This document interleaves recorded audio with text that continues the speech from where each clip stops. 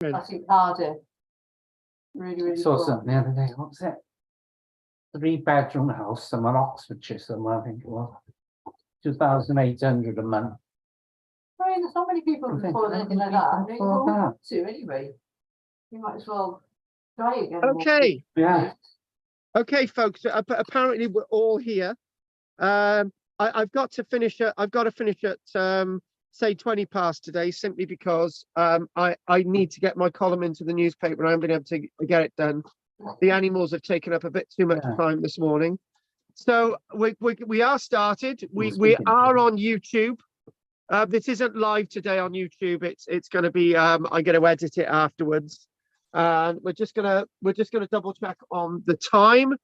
The time is 11:35, and I would like to mention that if anyone's interested, I'm doing a ghost walk at Cowbridge, on the Battle of Cowbridge walk on the 23rd of February.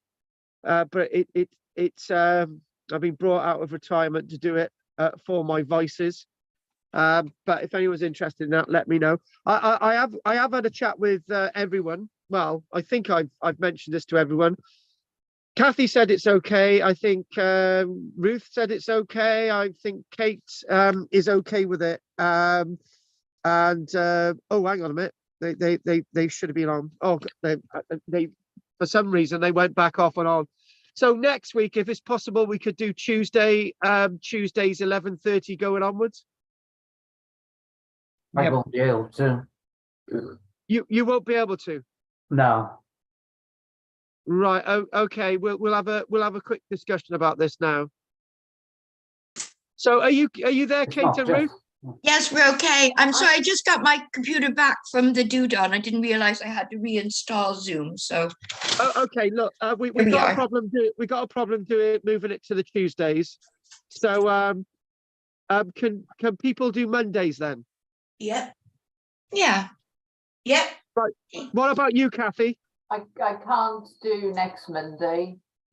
I won't be here next week. I'm going to Scotland. Oh, bugger.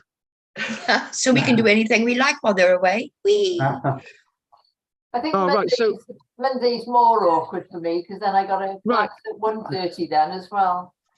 Right. So Richard, what? So you can't do you can't do Tuesdays at all? No. I got appointments with physio and at 12 till 1. Right. I can't alter it. So. Okay. Yeah. Oh. Tuesday. Right. Right. Okay. At this stage, I can fit in anywhere. I don't have any other weekly commitment. No, me. Right. Okay. Oh, only Fridays. Okay. We'll just keep it. We'll just keep it to the Wednesdays. We won't move. We'll just keep it to the Wednesdays. Okay. You sure? Right. Is that all right with you? Not really, but I want everybody to take part, so we'll just keep it to the Wednesdays. Right. So okay. I'm gonna crack on because I've got to finish earlier today because I'm running a little bit late with everything this week, which is a bit of a shame. So we're gonna crack on, and right. So I do believe Richard found us another image of Tinkinswood and some other material, and Tinkinswood does look very, very different. But I wanted a bit of a break from Tinkinswood and St. Lythans this week. I want to go to somewhere else. I actually want us to look at the village of Llancarfan. Right? Yay! And actually, what we should do is get an aerial view of Llancarfan. So we're just going to go straight to it. Well, whilst I'm getting the aerial view, has anyone got any bits of news for us this week? Kathy? I don't think so. No. Okay. What about you, Ruth and Kate? Just Virtual World Tours, the website, free tours. You can tip them. I told you about the Persepolis one the other day. Oh, Persepolis one. Yeah. Yeah, but the site is called World Virtual Tours. and they do new stuff all the time, and everybody should check it out because it's really cool. You have to write it down for me, Kate. Okay. Well, that's the way to do it. Right, Oh, Carl. yeah, go for it. Go for it. I got a picture of what's his name? William Shakespeare's house. Down in Stratford upon Avon. Yeah. Good. Do you want it? I do actually. I'm told I should take more of an interest in William Shakespeare, so yes. Yeah, I'll send it over to you later. Right, anything from you and Richard and Peter before we crack on? No, Got a not bit for me. more on St. Nicholas for you. Right, exactly, Richard. This is why I didn't want to do Tinkinswood and St. Nicholas today, because Got a I ream, believe. I think. I've used nearly all my paper. I thought, I'll print that off. Turned it on. It was going for about half an hour. Right, so Richard, how are you going to get that to me? I don't know. Probably when I It's see you next. Llancarfan, is it? I'm not posting Only it. ever went to the Three Horseshoes. Right, was it? okay. So Yeah. let me. Right, Richard, what I'll do, I might be about in Barry in the next couple of days, so we'll see how it goes. Yeah, I'll have to read. I haven't read it myself yet. All right, fair enough. Right, so I just wanted to. There's Llancarfan. Are you all seeing Llancarfan? Yay! Yeah. I just want to do a few bullet points, right? Llancarfan.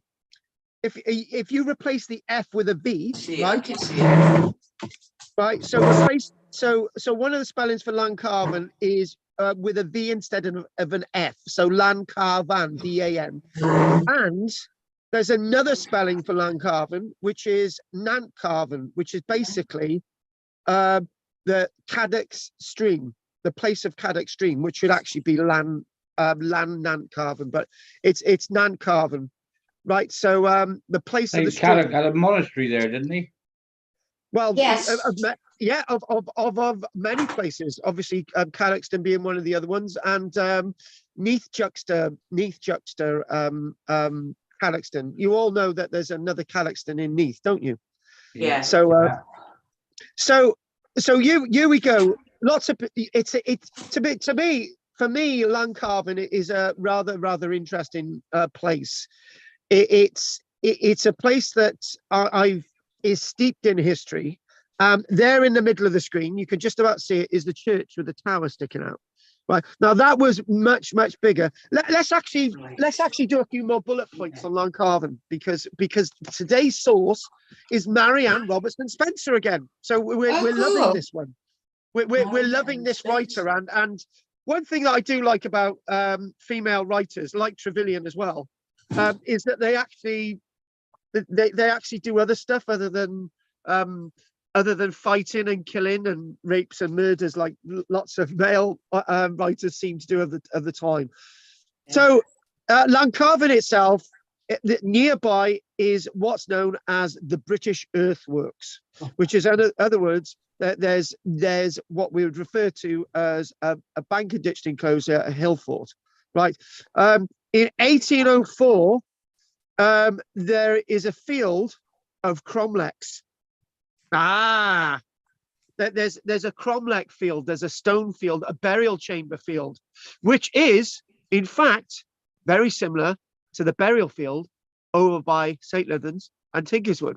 But what's happened to this? Are we going to be able to do it today? Oh, no, let's see. It's a place of a traditional battle as well. A traditional what, sorry? A battle. Oh, right, battle. okay. Battle. So again, this is all bullet pointing at this minute. Also at Castle Ditches, which is the hill fort, which I've just mentioned. It's also there's also believed to be lots of bodies buried in the area. Now, also, this is something else which I've got personal knowledge of.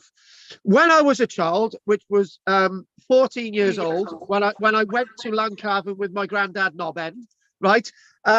Because he was called Noah, Nodger, and we used to call him Nobend, right? I love my granddad to bits, but even I used to call him Nobend. But me and Nobber, we used to go around these places. Thanks to my granddad Noah, I got to learn the Vale of Glamorgan very well. Love him to bits. He's no longer with us, but I've got a lot to thank my granddad Noah for. We went to Llancarfan Hill Fort, and this one day it was by Ford Farm, and the family there said, "Oh, come and see our goats." So we went to see their goats. That was interesting. They had a goat farm at Ford Farm. This is Angora goats. Yeah, I think they were Angora goats. They were Angora goats. I knew that Angora lady. goats. She was American. She was. Oh my God! It's the same woman. She was a damn Yank. Yep. And Right, she so- more or less was running it on her own. Like he was working away in the oil fields or something. Oh my God! It's the same. I used to live in Llancarfan. I used to live in the Wesley Chapel.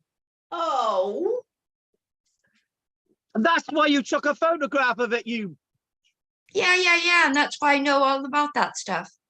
brilliant. Hey, Kate. I Yeah. haven't done my punchline yet. Did they ever tell you that up in the woods, sort of heading towards Llancarfan rather than the hill fort on the right? Obviously, you know the area. Right. They say there was actually a Roman road. Oh. Well, Oh, it's up I by, actually the went horse looking for that. I actually went go looking for that, and by the I horse, did. you can sort of I see did. the little road I goes think we actually saw off on a some little stones, farm but track. we actually. Yeah, which, Richard, sorry, quiet. Do you mean like further up the valley? No, we further went- up the valley towards Llancarfan. Anyway, there was apparently something there, and I'm not really sure whether I got a photograph of something. I'm not exactly sure, but I don't think it was actually a Roman road. It was actually the natural rock. So anyway, more punchlines about Llancarfan. We've got apparently Llancarfan in legend is said to be the place that here we go, Llancarfan, an early school of learning for St. German, st.dyfrig, st.cadoc, and st.caradoc.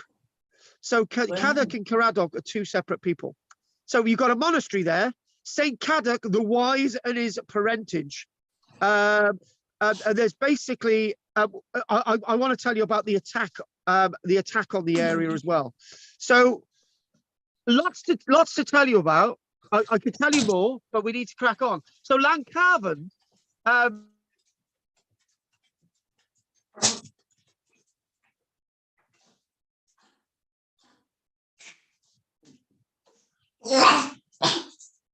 Bless you, Lola. hello. You've gone silent, Carl. I haven't gone silent.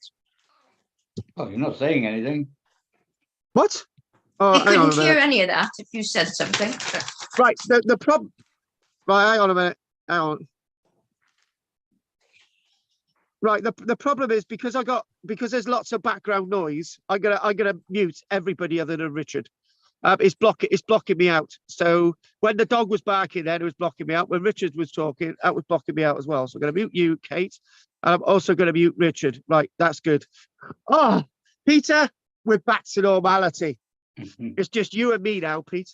So anyway, get back to sharing and caring, right?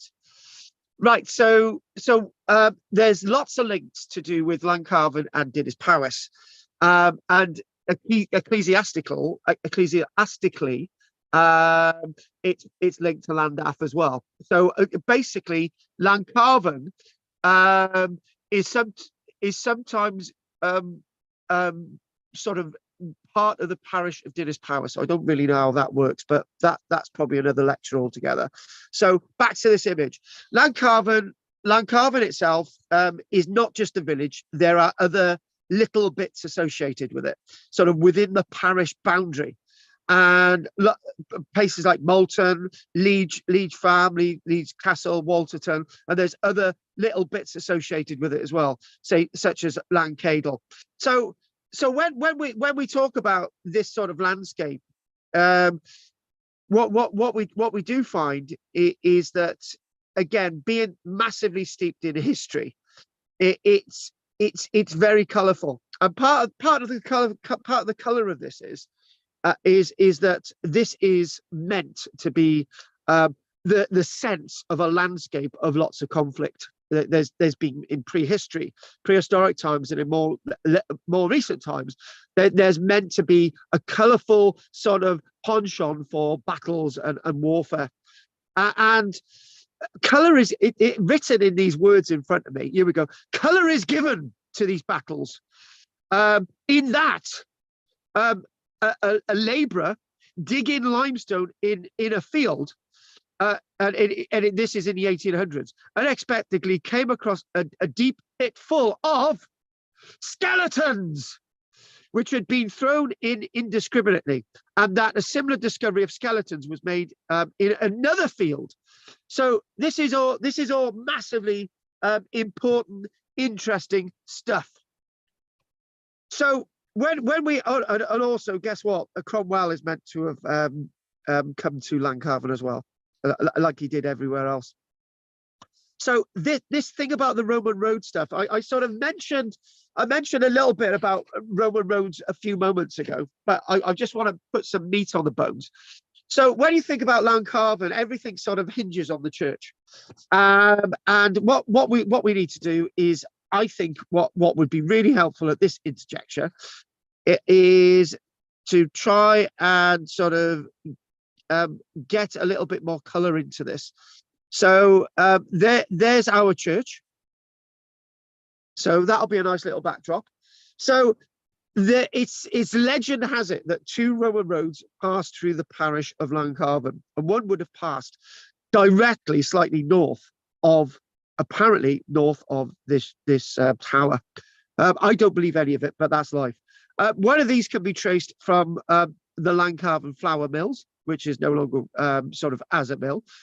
Here and there, it can be found on the surface, apparently, or with a stick can be felt 6 or 8 inches below.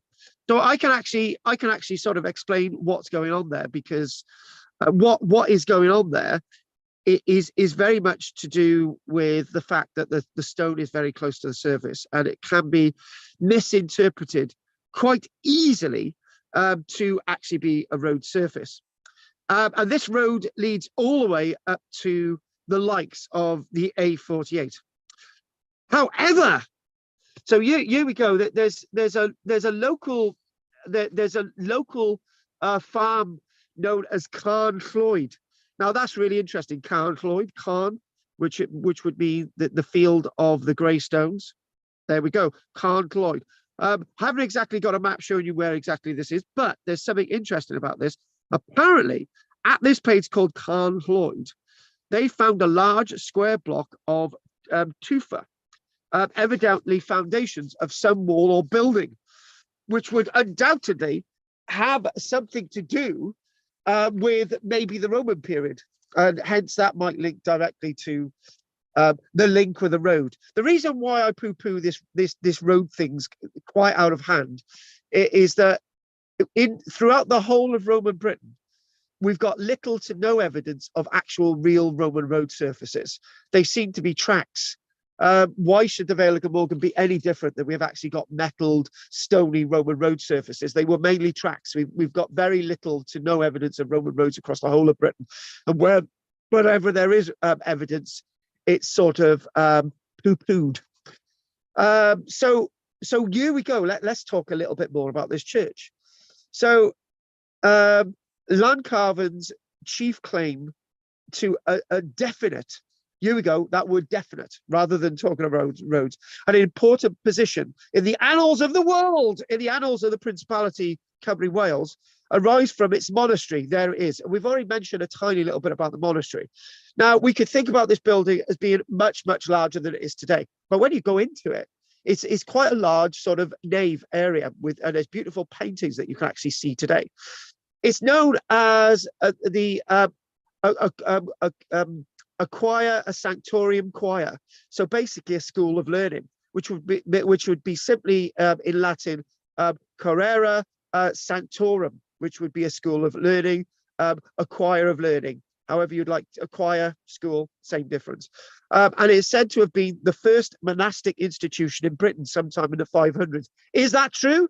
Maybe, maybe not. But the one thing Peter knows, I'm a really sort of skeptical about lots of these types of things. Very skeptical about St. Barrack's Chapel on Barry Island and that's origins.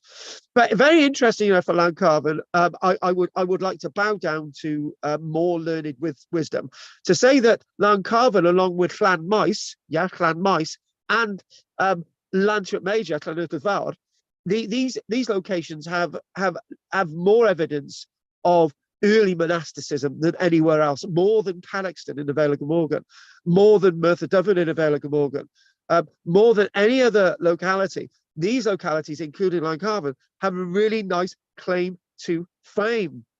So another claim to fame about this area is that we sent our sort of Christian missionaries over to Ireland to sort of convert those damnable Irish to Christianity. However, I disagree with that. And the reason why I disagree with that, it seems that Christianity in Ireland seems to be some of the earliest in the British Isles. So, you know, it might have been vice versa, but there you go. As far back as the commencement of its monastic history. Now, what we're going to do a little bit of an interjection in a moment, but we're going to read this spiel. The names of 4 men celebrated alike for piety and learning, intimately associated with the institution. We've already mentioned them. St. German, St. Dyfrig, st.cadoc, and st.caradoc of Llancarfan. So don't get this name German really associated with Deutschland, Germany. It's Germanus. German is a Germain, is a typical name for that period, and Saint German didn't go over to Germany and give his name to Germany, because as the Germans called Germany, Deutschland. So there we go. There's something else all there altogether. But I would like to chuck in here that it's very likely, and all the evidence around, and maybe that the word Roman sort of springing into the air there. It is very likely that there may have been an early settlement. When I say early settlement, there was a prehistoric settlement in the area, as we know. You've got the Bank of Ditch site nearby, job done, happy, we've got prehistoric stuff. And then we got is sort of the idea of Romanization in the area. Now we've got the site at Witton Cross on the 5 Mile Lane. We've got Moulton Roman site as well. Lots of stuff in the area. Llanblethery, we're aware of a Roman villa there, which is very nearby anyway. So it's very likely there may have actually been a Roman settlement directly underneath this church, and that means that by about the 400s. When I say Roman settlement, I'm actually wrong there. A Romanized settlement. It's very likely that 99, if not all 100% of the people living in Llancarfan, say before 400 years AD, were actually native Britons, except they were in the Roman era. So there we go. That's where the word Roman comes from.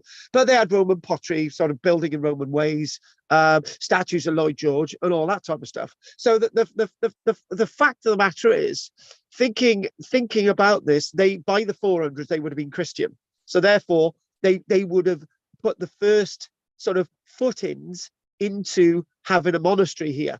So in other words, Pete, we bowed down to wisdom. So very early monastery, happy days. So the Carvan Brook, i.e. given the word Llancarfan, the place of Llancarfan, the place of the Carvan stream, the Carvan Brook, right? Then transferred to Llancarfan. So the Carvan Brook is held to preserve the name of Cadoc. So Carvan, Cadoc, Carvan, Llancarfan, it's or Caradoc. It's all sort of linked in there, sort of a direct sort of translation of that. So the other thing as well is massively is that you could think about this being a precursor to even Llandaff. So that would actually make sense, or would it, or would it not? So this whole thing, this sort of a whole history but there is something else to this history. It's not about Carvan. It's not about Cadoc. It's not about German or st.dyfrig. So St. Cadoc, contemporary of St. Dyfrig, as the founder of the monastic fraternity, and there can be little doubt that this honor must be attributed to him. However, there's also another figure that comes into this, known as Saint Moithi, which is Meuthe. And Moithi may have been the earliest person to maybe kick a stone in the river here and basically say to Cadoc, this is a good place, my Padawan learner. This is a good place, my novice, right, to establish a monastic place within a community in this sort of 400s period. It all sort of makes sense. These nice little things. So the story of Cadoc is even interesting in itself. So we're going to tell, well, why not? Let's just tell a little bit of the story about Cadoc. So it's always good. So we know that St. Cadoc and with Dyfrig were sort of converted to the faith and sort of taught the ways of God by Saint Moithi. Meuthe, Moithi. And the historical accounts tell that Cadoc's father, Gwynfloy, surnamed on account of his fighting qualities, the warrior. Gwynfloy means the warrior. He was prince in his own right of the territory of Glamorgan and Gwent. After succeeding to his dominions, Gwynfloy devoted himself for some years to the cares of his kingdom and therefore did not marry very early. Well, it's good to know the evil ways of a woman before you marry them. Isn't that right, Pete? Having thus set his house in order, the prince began to look around for a suitable partner in his life, as one does. One who should fulfill all his many requirements, because Ruth has found a bloke who fulfills all the requirements in Scotland. For although Gwynfloy was by no means insensible to outward appearance in the choice of a wife, he also looked for a maiden who had lived a pure life and who possesses an inward adornment of mind. So in other words, he wanted a good old virgin. Through some wandering friar, the prince got to hear of the lady Gadlois, daughter of Brachan, king of Brycheiniog, who seemed likely to suit him in every way. The problem is the history's a bit skew-if there. But anyway, we'll just carry on with the story. Let's not put a spanner in the works. I'm loving this. It's great. The young lady, whose middle name was Ruth, not really, Gadlois. The young lady was described to be of high reputation, most elegant in appearance and beautiful in form. Moreover, she was said to be clad in silk vestments. Gwynfloy sent envoys to King Brychan, saying that he desired to marry his lovely daughter Gadlois. The king appeared to listen quietly to this offer of marriage. Then suddenly breaking out in great anger, he refused his daughter's hand to her royal suitor, sending the messengers away even, and as he said, dismissing them without honor. That was good. I like that. When Gwynfloy heard of the discourteous refusal of his suit and the treatment accorded to his messengers, he raged with a great rage. Oh God, please. And determined, according to the rough usages of the times, to win his bride with his sword. Straightway he armed 301 of his retainers and set out at their head for King Brychan's abode at Talgath, about 9 miles from Brechin. There the lady Gadlois was found sitting quietly with her sisters before the door of her home, passing the time in modest conversation. Gwynfloy, remember Gwynfloy's the dad of Cadoc, remember, immediately seized her and placing her on a horse with all speed set off for home. He did violate her at that stage, so that's okay. She's still in her silk. She's still fairly happy. She's probably a bit like my turkey, a bit lost. When King Brychan returned home, he was taken with great grief of heart on finding that his favourite daughter had thus been carried off by a rejected suitor, and immediately summoned all his friends and neighbours to aid him in following the band and rescuing his daughter. I tell you what, this would make a good film. Do you know what? Who could play Brychan? Go on, Ruth. Say me. Oh, I know you said it was me. Going to be me, Ruth. A good lead company. Oh, and Pete, do you know what role you could play? What? Hello? I've muted everybody. Have I muted everybody? Is nobody there? Yes. Pete, you know what the role you could play? Yeah, I'm there. I've heard you all the way through. Yeah, but Pete, you could play the King of Glamorgan, Boy Cloy. Oh. And the reason why, right? He was fairly mature, right?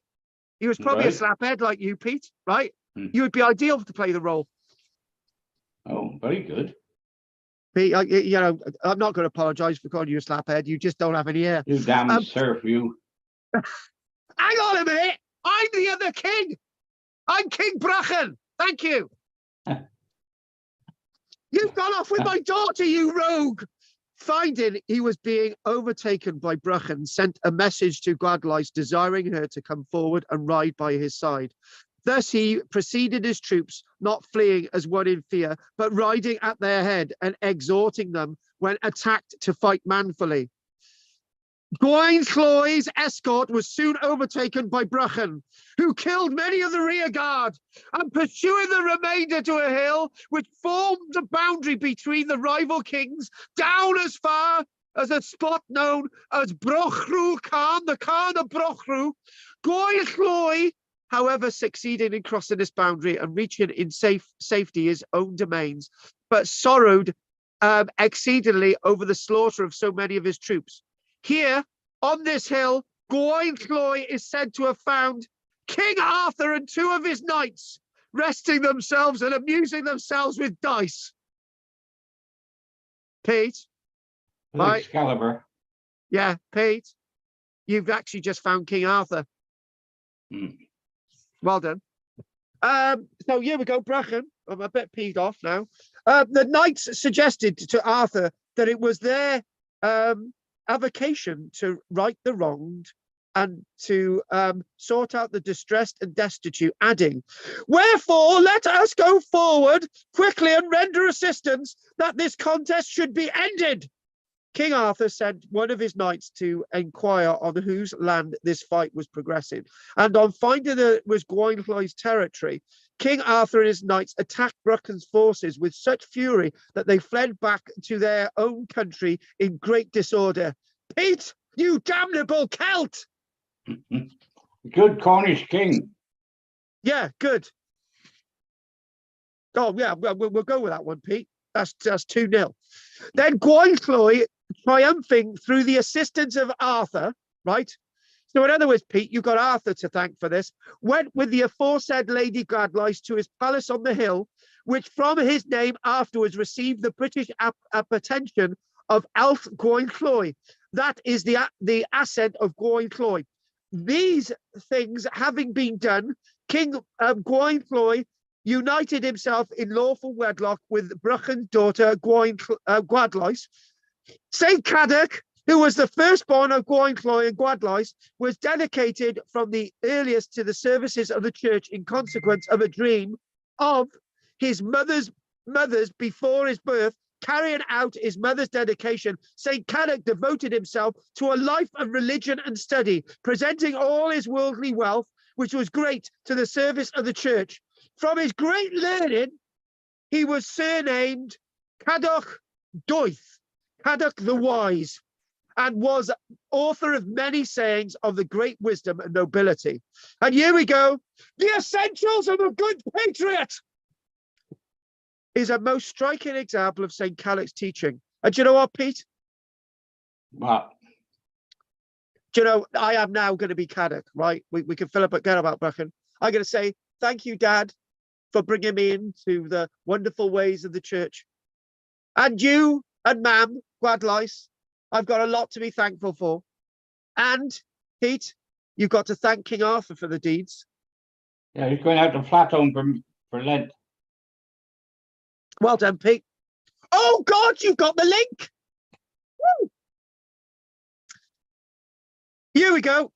This is Pete. This is what we can say about st.cadoc, and maybe when you're next on Flatholm giving a walk, you can tell them the following. So may you note this. So here we go. This is about Cadoc. He is not a patriot who has no dignity. There is no dignity without nobility. There is no nobility without learning. There is no learning without manners. There can be no manners without courtesy. There can be no courtesy without morality. There can be no morality without justice. There can be no justice without obedience. There can be no obedience without piety. There can be no piety without love. There can be no love without the love to God. I hope you wrote all that down, Pete, so you can do it next time you're on Flatholm. Right, good. So here we go. Albert Legrand, a Breton monk, thus describes the reputed circumstances of St. Cadoc's death. Right. So so Pete, right? We talked about St. Baruch and the death of St. Baruch, and Gwen. Oh, I've forgotten his bloody name. Gwedlais. Welchies and Barrack. Yeah, that's the one. Here we go. They got drowned. So here we go. So now we can talk about the death of Cadoc, right? So let's just do it. Let's just do the death of Cadoc. The old prelate, for he was no longer abbot, but bishop, was living at Weedon in Northamptonshire. I'm just going to read this. When one night, whilst he was in prayer, an angel appeared to him and gave him his choice as to the kind of death he would prefer. The old man said, as my Lord died on the cross for my sake, I should wish, if such my Lord died. Oh, here we go. Sorry, I've just repeated that. I should wish, if such should be his holy will, to shed my blood for his sake. The angel replied, servant of God, rejoice, this desire shall be accomplished.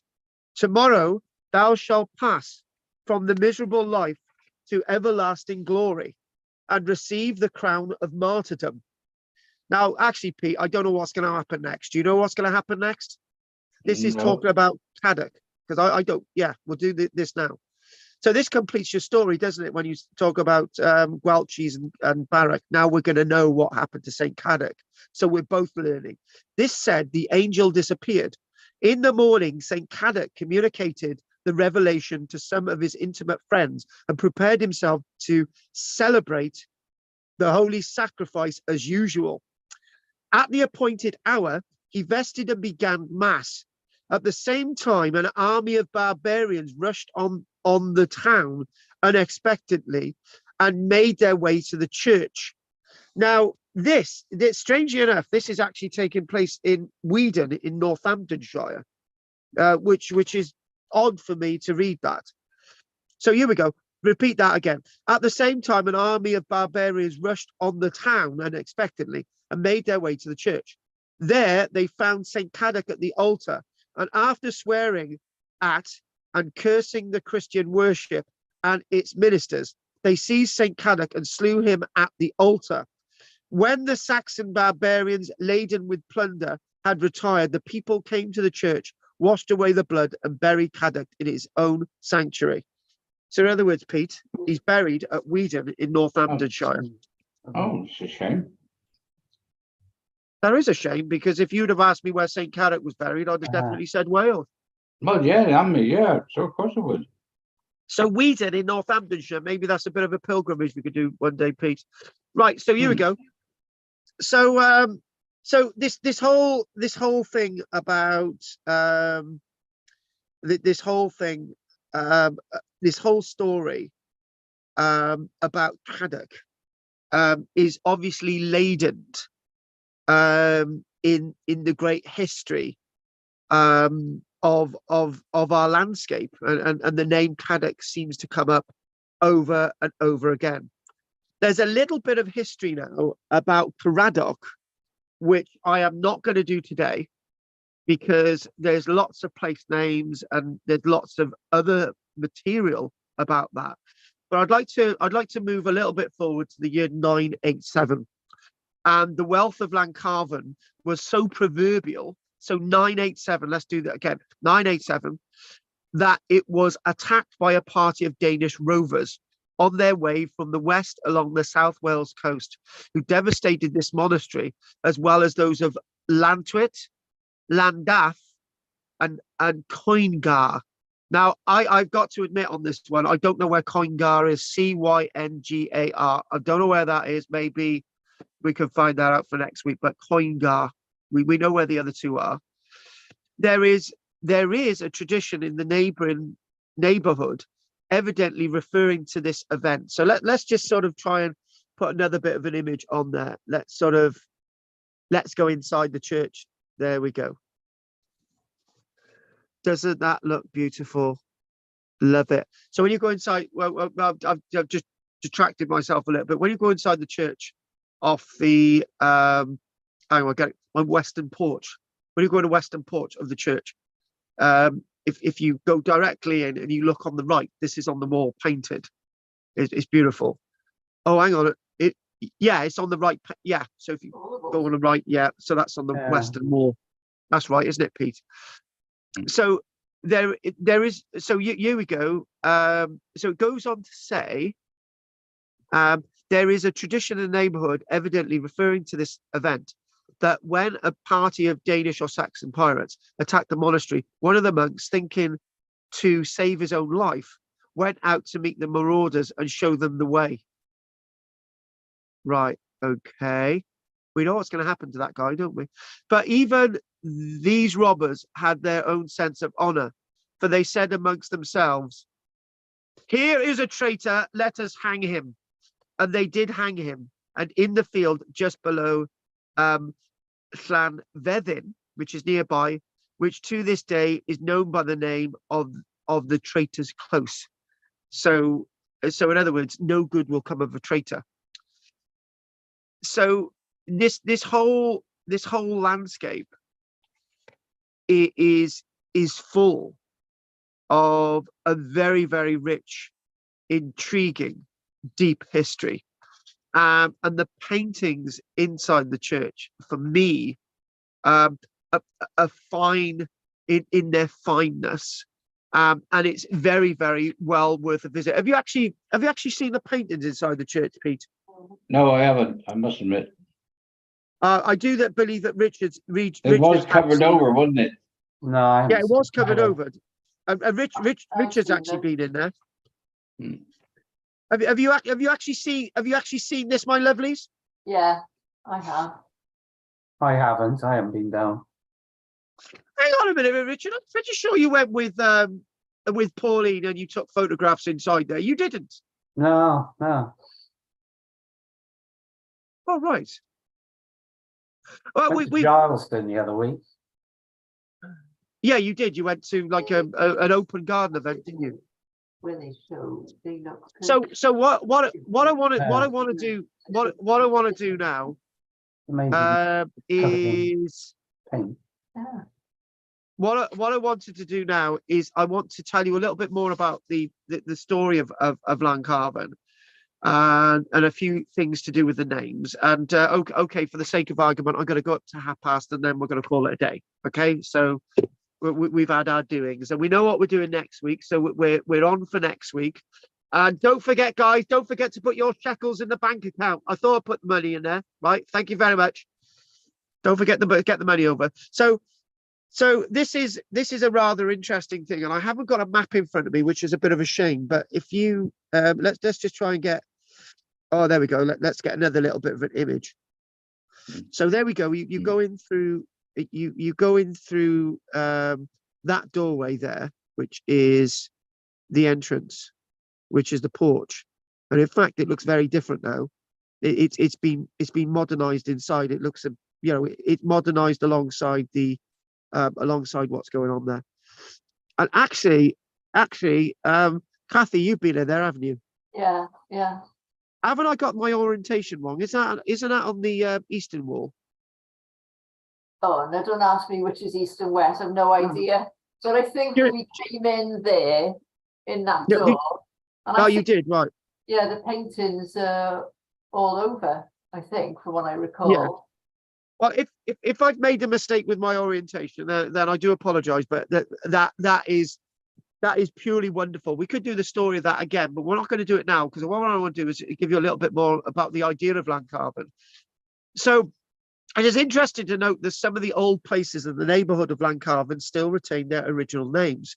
Two of these may be mentioned that illustrate this, particularly as they relate to a custom, as well as to a sense of habitation and a sense of use of the landscape. Now, one thing as well is we know of a place known as the Coed of Breeches, right? Which and a field known as Pedair Eru Breeches, which basically means the 4-acre breeches. Now, breeches wood, are we thinking about beeches wood as in beech trees, or the 4 acres of beeches? However, we're not. It's talking about breeches, leather breeches, right? So it's believed that this was a place that they actually made breeches, right? So and it's also noted that breeches were sold at the Llancarfan fair that used to happen in olden times, and this is where the country folk would go to. But anyone else who might be watching this might actually say that that's a mistranslation. However, I've always known it as the wood of the breeches, referring to breeches as in clothing. So the other thing as well is that if you look that up, there's a little nice bit of history associated with it. Leathern breeches sold at the Llancarfan fair. So another little story is that when we talk about roads and so on, this is a nice little story.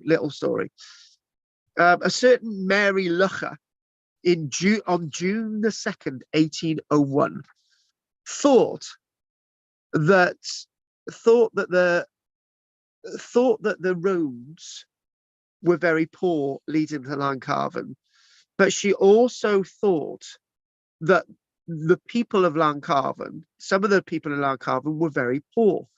So this is a nice little story. On June the 2nd, 1801, she bequeathed £50,000 in 1801. Now, £50,000 in 1801 was probably today the equivalent, I would say, of if I can work out my mathematics on this. So if you were something like an admiral at sea, you'd probably you'd get about 36, 38 pounds a year. So that was an admiral. So an admiral at sea today, I would probably estimate gets about 100 grand, possibly. So we're talking about 50 pounds back then was probably in probably roughly somewhere in the region of about 60,000 pounds today, which is a lot of money, which would have been divvied in feeding the poor of the Llancarfan area. However, at point of death, her wish was not fulfilled. The money was, however, eventually spent in mending a parish road of the neighbourhood. And the parish said, by repairing the road, this would provide a natural and fruitful source of litigation, i.e., it would mean that there's a decent road, people could go to work, more trade can come into Llancarfan, and that was a better way of spending the money. In the end, the poor of the parish would then eventually be fed by their deeds. I don't know if you agree with that, if that was the best way of spending the money, but I feel it was. I feel that's a good thing. So Richard, I do believe I got a copy of the 1888 version of Archeo Cambrensis. I think Richard could probably look into this, but on page 387, it writes about this church. It tells us about this church. So here we go. The architectural features of the Church of Llancarfan are more interesting than those in most of the other churches of the neighborhood. Walter de Mapes was the reputed builder of the first church, parts of the foundations of which were discovered when the heating apparatus was put into the church some years ago.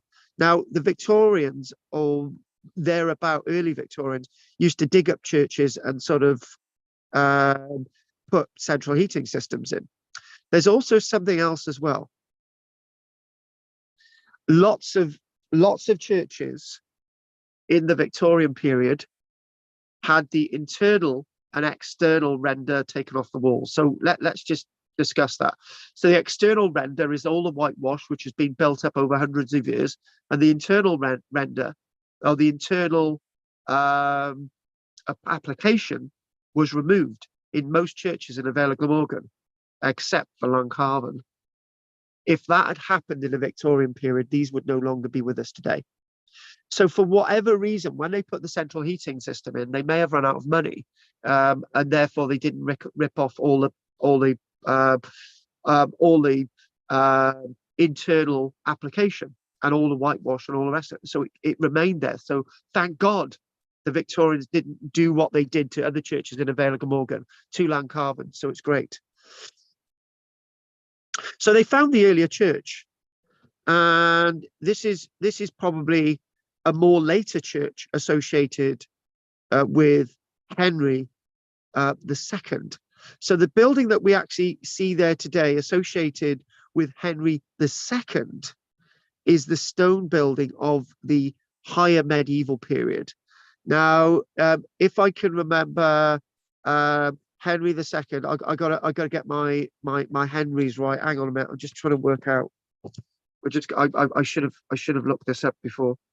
So Henry II, if somebody wants to shout this out quickly, Henry II reigned in the year of, so it's coming up with Henry being the next king or something. I don't bloody know. Henry VIII attacked all the churches, didn't he? But this is Henry II. So yeah, Henry VIII is also one of those. So we'll come on to Henry. Oh, Henry II reigned from, yes, he reigned from 1154 to 1189. So the stone building that you're seeing now was built in sometime in around maybe the 1160s, the 1170s. And this is what they found when they dug into the footings. So obviously beyond that stage then, and also what they're saying is that the monastery was being fully constructed in stone in about the 1160s, the 1170s, right? So what we're left with now is what's left of that sort of expansion. So, but the earliest stuff that they're finding is from the 1160s. So that's what we're talking about. That's the monastic stuff. And then this is then added later and sort of added to. So what we are saying, that there's a great history about the build of this church, and the extension and the changes, and it's telling us about lots of oak carvings within the church. And when we think about this, and when we try to understand this landscape and the church, and the history of the landscape, and we are coming to the end of this now. I'm drawing deliberately to the end because there's so much to say about this church. but we will end with this, and we'll talk more about the inner detail of the church, because as you can see, I've rushed that little bit and come to this. So I want to sort of mention the sort of end bit of the story about Llancarfan and Cadoc, and we'll come back to this again. So all of this thing to do with the church is that this sounds a bit harsh, but talking about the great sort of monastery, it's in fitting. Now visit St. Cadoc's church and witness the result of its impoverishment. Oh God, I can't get the word out, Pete. Oh God, when something gets poor. Anyway, you know what I mean. Externally, the fabric of the church is sound, but internally it is uncared for and neglected. This is talking about inside the church in the late 1800s. What is the altar, which in the days of awe must have been of stone, skillfully and sculptured? Now it is a common wooden table covered with a shabby blue cloth, but otherwise bare. So in other words, the stone altar wasn't there in the 1800s. Look at what is termed inside of the stone of the woodwork. Attached to the upper part of the building is a beautifully carved oak rood loft screen. From the body of this screen spring into intervals of perhaps a couple of feet slight iron rods set at right angles to the screen, to which have been attached very finely carved pinnacles of oak, the whole carving having a rare effect of beauty and elegance. Some of these carved pinnacles are perfect. The iron supports of some are only partially denuded of their oak, whilst in others they are bare. This probably unique specimen of what hand oak carving had been in the distant past, so the church was covered with this at one stage, might have been repaired if the pieces of oak, as they dropped off, had been carefully preserved. Even now in the hands of an expert loving his work and dealing tenderly with a beautiful relic, some of it might be saved if the funds were forthcoming for the work. Now, was any of that work ever done? That's a good question for next week. The living of Llancarfan is a poor one, and its rectors appear to have kept the cares and poverty of their parish to themselves, which is a bit of a shame, really. May the writer of these pages appeal to those, especially to Welshmen, who spend money in beautifying their own homes, to remember the condition of this ancient house of God. Hence, the incense of prayer has arisen continually for nigh upon 1200 years. And I think the point is today is that the church is a beautiful place to visit because it's now well cared for, with the beautiful frescoes that you can actually see within. We're going to call it a day now. Sorry, I've got to end this a few minutes early than usual. We're going to everyone put on their mics, and we'll just go with the flow. It's just the way that, yeah. Right. So, anyone want to say anything, Kathy?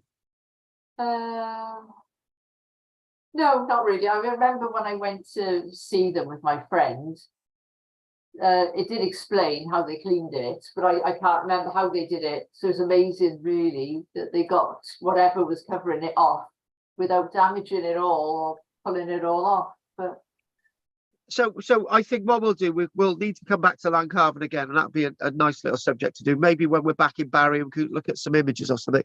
Can I just say one thing? When I was working on the restoration of a church in Cyprus, we actually just used spit. Spit. We would just use spit, and then that would clean the surface, and then you would use a nice sort of olive oil to sort of bring out some of the colors. You just use spit. It would take a bit of time because obviously your mouth goes a bit dry after a while, but you could just use spit. So you just a bit of spit on a swab and just go clean it without taking any of the color off, and then just give a bit of color back with a bit of a sponge. You could put a bit of olive oil on it. They didn't do that with Llancarfan, but you know, that they're, but you, what I'm trying to say is using natural methods are the best, Kathy. That's what we're saying. Anyway, thanks for that, Kathy. Peter, Richard, we will visit Tinkinswood next week. So we need to, me and Richard have, well, mainly Richard. Well, it is Richard, sorry. Richard gets all the glory for this one, but Richard's done, found some stuff in Archaeocambrensis. That's what we're going to be doing next week. So other than that, Richard, anything you want to say? Yeah, well, it's funny. I was going through over the last couple of days through the Archaeological Cambrensis, and I came upon a few pieces on Llancarfan. But they were under the impression that the actual monastery was in Llanfethin. Llanfethin, right. Yeah. Just due to the amount of bodies that they found buried there. Yeah. The thing is, Richard, That was like about, that was about 1856. To be honest with Richard, everybody could be right. You know, there's going to be external cells, and obviously later on they explain them as bodies associated with warfare. But you know, but yeah, it'd be interesting to read that, Richard. It really would. It really would. Get it out. But you're sort of reading stuff in there, you know, and you sort of read how much sort of stuff is around. Yes. There's one piece there with a tumulus in Pentre. So they're repairing the road, and people digging the road, and there's a 10-foot high tumulus. So they think, oh, we'll have a look in that.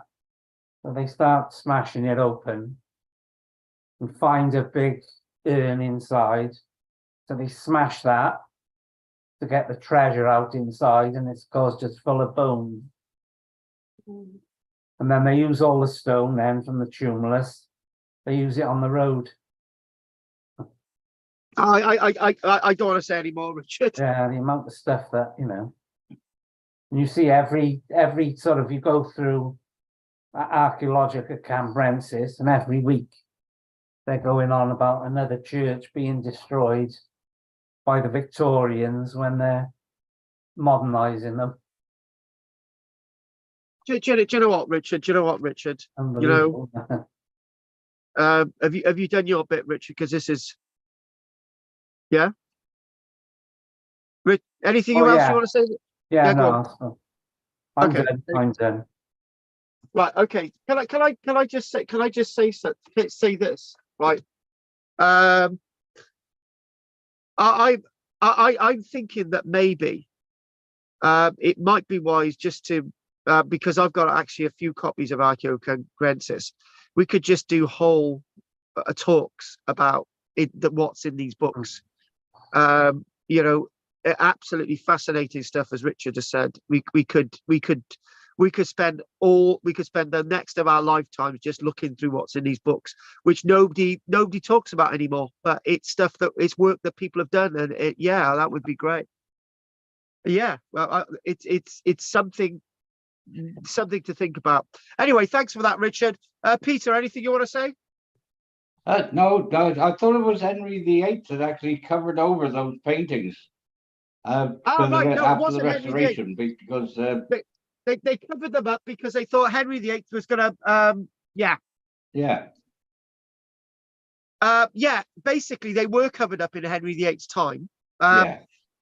Yeah, that's right. They were. So, anything else, Pete? No, that's fine for me. Okay, that's good. That's fine. Thank you, Pete. There's so much in the Vale of Glamorgan, you can keep on all for forever. And you could look at these Archaeocambrensis, and you know, it would be great. So, right, okay then. Okay, Kate, put your thing back on.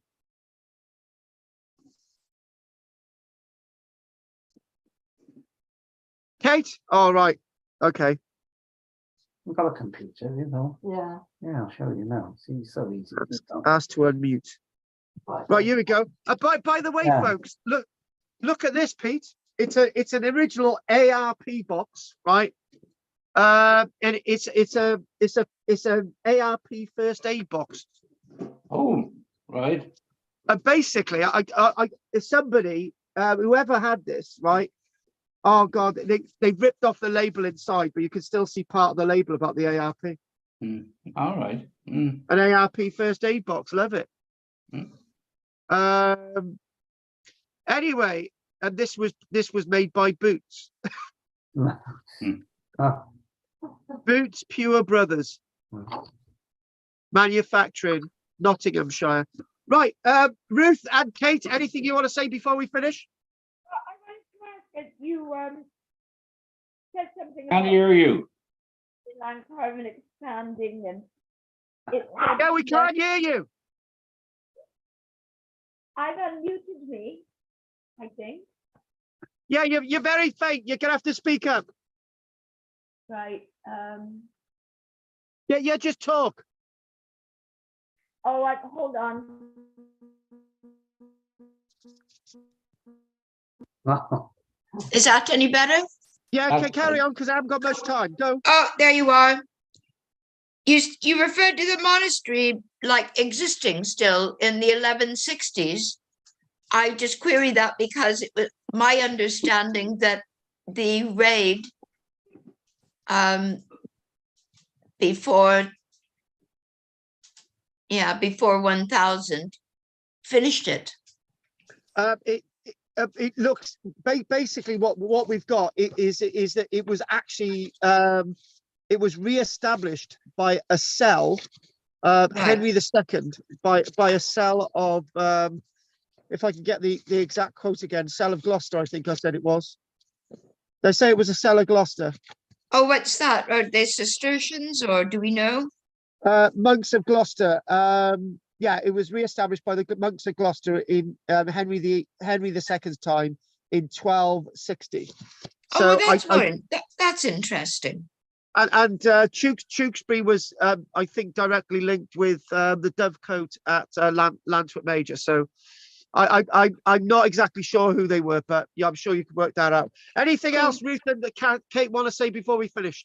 Just quickly that in St.Cadoc, behind the missing altar, there's a missing beautifully ornate screen, apparently, and that it was purloined by a bishop of Llandaff. I don't know when, but certainly before the 1800s. And I wonder if that's where the altar went as well. It probably did. Or it's in Tony Thomas's garden, the bastard. Anyway. What the font? No, you said the altar, the stone altar. Because yes, Yeah. It's a sad table. And behind it was a sad sort of outline of where there used to be something grand. Ah, right. Okay. Fair enough. That's all. They have done a lot of work. So nothing else to say, Kate and Ruth? Nope. No, thank you very much. That was fun. All right. And word of warning: when you're stabbing into something with a penknife, right, and it then folds and then cuts your finger. Yeah, don't do that. Yeah, if you're going to go stabbing people, you want a proper knife, man. No, with a fixed blade. I was stabbing a plastic drum to try and get a hole in it, and the penknife slipped around, and basically there was blood everywhere. And if the knife had been sharp enough, it would have cut my finger off. So I won't be doing that again. No, don't do it again. It was so bad, right, that Baldrick woke me up. Oh dear. I passed out because there's You blood everywhere. didn't. Anyway, So he hasn't been carried off by the turkey flu. no, he hasn't. He's fine. But Baldrick's made of stronger stuff. Oh. Okay then. Bye, everybody. Okay. Oh, Peter's gone. no, that was quick. All right then. Okay, what I'm going to say is, Kate, Kathy, Ruth, and Richard, I will no doubt see you next week. Who's not coming next week? Me. Right. Okay. We've got everybody else. She's off with her fiance, not the fancy man. No. Right. Okay. I don't think you should say any more, just in case he's watching. Right. Okay then. Okay. What You we're only going to do? decided last night. What? Take care. You only decided last night I was going up. Oh, right. Okay. Fair enough. He's Fair a enough. pain in the neck. Okay. Oh, look. Okay, then, Kate and Kathy and Richard and Ruth. No doubt. Don't forget the shekels, and I will see you next week. Take care. Bye. Nice to almost see you. Bye. Nice to see you. Bye. Bye. Bye. Bye. I found out how to pay online because I've never got cash on me. Right. Okay. Would you like me to? Yeah. Basically, I'm sure that wonderful Kate will show you how to do that. I know how to do it. I'll give her your details. I know how to do it. That sounds sinister, Do I doesn't send it? it to I've got his online? details. Do I send it to that funny name thing? No, the one we send it to is it's his name is on it. Oh, right. I'll show you now. Don't worry. All right then. Look, okay, Ruth. I'm gonna leave Kate and Ruth go.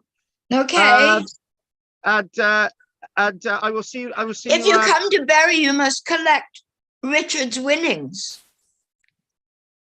All right, Dan. I'll come in a month. Right. All right, then. I'll speak to you soon. Cheers. Bye. Take care. Bye. Bye. Bye, y'all. Bye. Bye. Lovely. Have a great I time in love Russia. you. Bye. And you. Bye. Bye. La la la. I can't figure out how to turn you off. Oh, little don't worry, monster. I get turned off by most women anyway. Take care, sweetie pie. Take care. Bye. Everybody, thanks for watching. And whatever we didn't do a live on this is pre-recorded. Thank you very much.